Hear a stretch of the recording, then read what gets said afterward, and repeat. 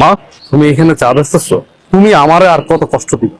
আমার বউ আমারে বললো চা বিক্রি করতেছে। আমি এই কথা শোনার পরে নিজেরা সামলায় রাখতে পারি না। আমি এই জন্য তোমাকে নিতে আসছি। আমি থাকতে তুমি এত কেন কষ্ট করো? ভিক্ষা করো, চা বিক্রি করো, এত কষ্ট দরকার কি তোমার? আমি না তোমার সন্তান? তুমি না আমার জন্ম দিছো? তাহলে এত কষ্ট কেন করো আম্মা?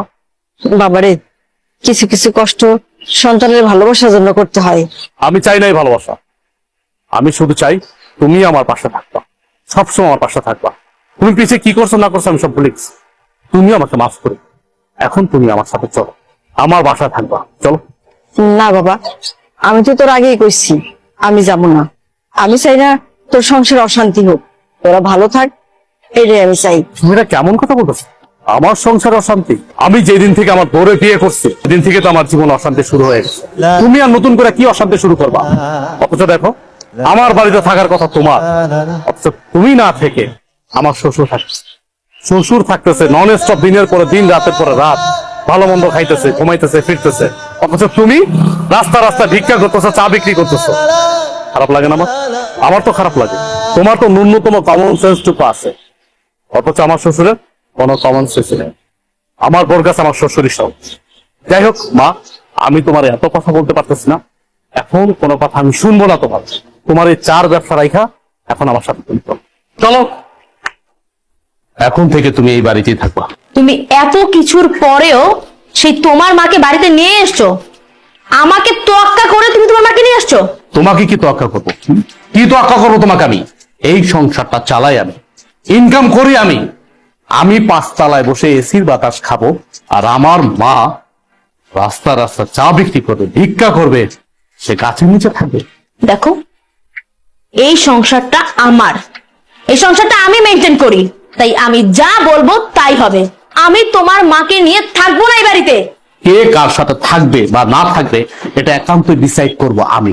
তুমি ডিসাইড করার কে? কে তুমি? কে তুমি বলো? আমি কে মানে? আমি তোমার বউ। এই বাড়িটা আমার, আর এই সংসারটাও আমার।